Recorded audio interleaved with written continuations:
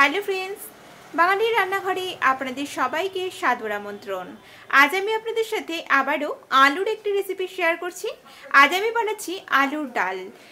মাঝে মাঝেই কিন্তু আমাদের ঘরে কোনো রকম সবজি থাকে না, আলু ছাড়া কিছুই থাকে না, তখন কিন্তু আলু দিয়ে আমরা এই সুন্দর রেসিপিটা তৈরি করতে পারি। আর এটা ভাত, রুটি, পরোটা এগুলোর সাথে কিন্তু বেশ ভালো লাগে। তাহলে চলুন আজকের এই সুন্দর রেসিপিটা আমরা তৈরি করে ফেলি। আলুর ডাল বানানোর জন্য আমাদের কী কী ইনগ্রেডিয়েন্টসগুলো লাগছে আমরা একটু দেখে নিই। এখানে আমি 500 গ্রাম মিডিয়াম সাইজের আলু নিয়েছি, এটাকে বয়েল করে রাখা আছে। প্রেসারে একটা সিটি দিয়ে নিয়েছি আমি। এর সাথে লাগছে আমাদের দুটো বড় সাইজের পেঁয়াজ কুচানো আছে, এখানে দুটো মাঝারি সাইজের টমেটো কুচি, দুটো কাঁচা লঙ্কা নিয়েছি। এই লঙ্কাগুলোতে ভীষণই ঝাল, তাই জন্য আমি লঙ্কার পরিমাণটা একটু কম নিয়েছি। আপনারা আপনাদের নিজেদের স্বাদ মতো ঝালটা অ্যাড করবেন।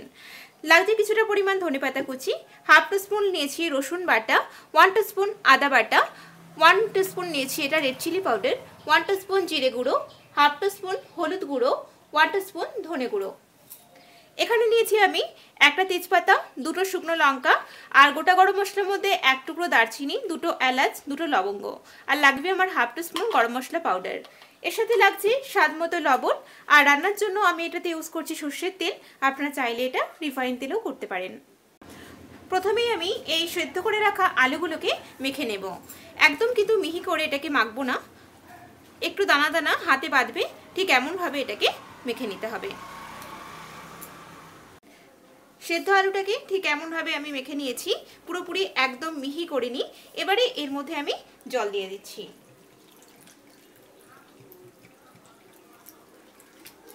এই জলটা দিয়ে আমি আলুটাকে কিছুক্ষণ ভিজিয়ে রাখলাম। গ্যাস অন করে দিয়েছি। এখন আমি কড়াইতে 3 টেবিল স্পুন সর্ষের তেল দিয়ে দিলাম। তেলটাকে গরম করে নিই। তেল গরম হয়ে গেছে, এখন এর মধ্যে ফোড়ন দিচ্ছি একটা তেজপাতা আর গোটা গরম মশলা। এখন আমি কড়াইতে দিয়ে দিচ্ছি কুচানো পেঁয়াজ। একটু পেঁয়াজ আমি রেখে দিয়েছি, পুরো পেঁয়াজটা দিইনি। এখন এই পেঁয়াজটাকে আমি কিছুক্ষণ ভেজে নেব, 2-3 মিনিট হালকা ভেজে নিচ্ছি। পেঁয়াজটা হালকা ভাজা হয়ে গেছে, দিয়ে দিচ্ছি এর মধ্যে রসুন বাটা, দিচ্ছি আদা বাটা, ভালো করে এটা তেলের মধ্যে নেড়ে নিলাম। এবারে এর মধ্যে আমি বাদবাকি ইনগ্রেডিয়েন্টসগুলো দিচ্ছি এর মধ্যে টমেটো কুচি, এটাকে একটু 2 মিনিট নাড়ি। এখন আমি কড়াইতে দিয়ে দিচ্ছি হলুদ গুঁড়ো, দিচ্ছি জিরে গুঁড়ো, লাল লঙ্কার গুঁড়ো, ধনে গুঁড়ো, স্বাদ মতো লবণ দেব। স্বাদ মতো একটু লবণ দিয়ে দিলাম। সামান্য একটু জল দিয়ে দিচ্ছি মশলাটা কষানোর জন্য।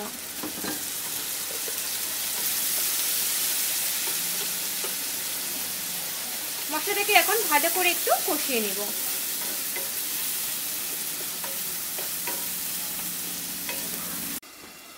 3-4 মিনিট হয়ে গেছে, দেখে নিই মশলাটা কতটা কষানো হয়েছে।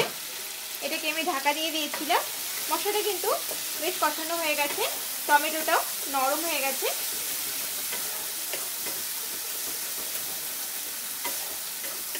এবারে এর মধ্যে আমি সেদ্ধ করে রাখা আলুটাকে দিয়ে দেব। আলুটা ঢেলে দিলাম এর মধ্যে।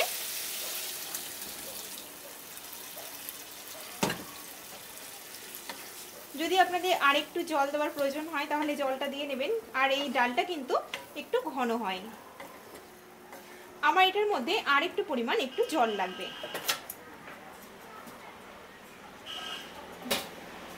আর একটু জল দিলাম।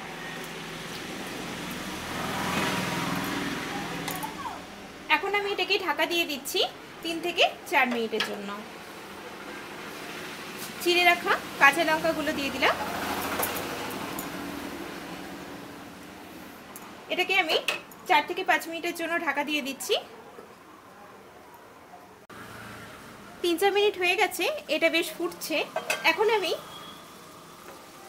অন্য একটা ওভেনে আর একটা কড়াই বসিয়ে যে পেঁয়াজটুকু রেখেছিলাম কাঁচা পেঁয়াজটা সেটা ভেজে নেব এটার মধ্যে লাস্টে অ্যাড করার জন্য। এখন গ্যাসে অন্য একটা কড়াই বসিয়েছি আমি, আর তার মধ্যে আমি একটু অল্প পরিমাণ সর্ষের তেল দিলাম। এর মধ্যে দুটো শুকনো লঙ্কা দিয়ে দিলাম,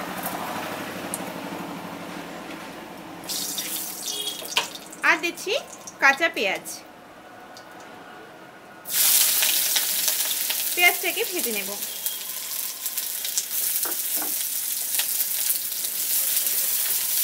পেঁয়াজটাকে লাল করে ভেজে নিচ্ছি। পেঁয়াজটা বেশ ভাজা হয়ে গেছে, শুকনো লঙ্কা আর পেঁয়াজের খুব সুন্দর একটা ভাজার গন্ধ বেরোচ্ছে। এখন এটাকে আমি নামিয়ে নিচ্ছি। এদিকে এখন দেখে নিই আলুটা কতটা তৈরি হয়েছে। এটা কিন্তু অনেকটাই বেশ ঘন হয়ে এসেছে। একটু লবণটা চেক করে নিচ্ছি। লবণ কিন্তু একদম ঠিকঠাক আছে। এর মধ্যে আমি দিয়ে দিচ্ছি হাফ টিস্পুন গরম মশলা পাউডার,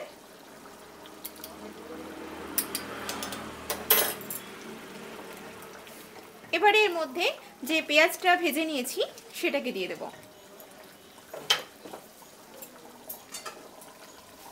এর মধ্যে আমি পেঁয়াজ আর শুকনো লঙ্কাটা দিয়ে দিচ্ছি।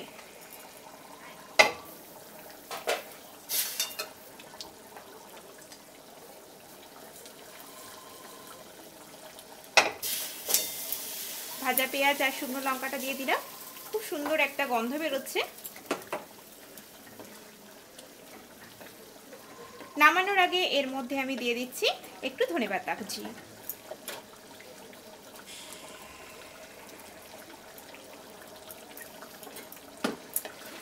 এটা একদম রেডি হয়ে গেছে সার্ভ করার জন্য। এখন আমি গ্যাসটা বন্ধ করে দিচ্ছি।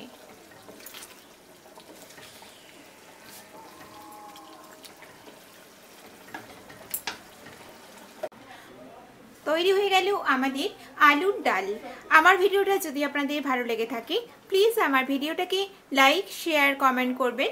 আর নিত্য নতুন রেসিপির আপডেট পাওয়ার জন্য আমার চ্যানেলটিকে সাবস্ক্রাইব করবেন। সবাই ভালো থাকবেন। আমি আবারও হাজির হব নতুন কোনো রেসিপি নিয়ে। নমস্কার।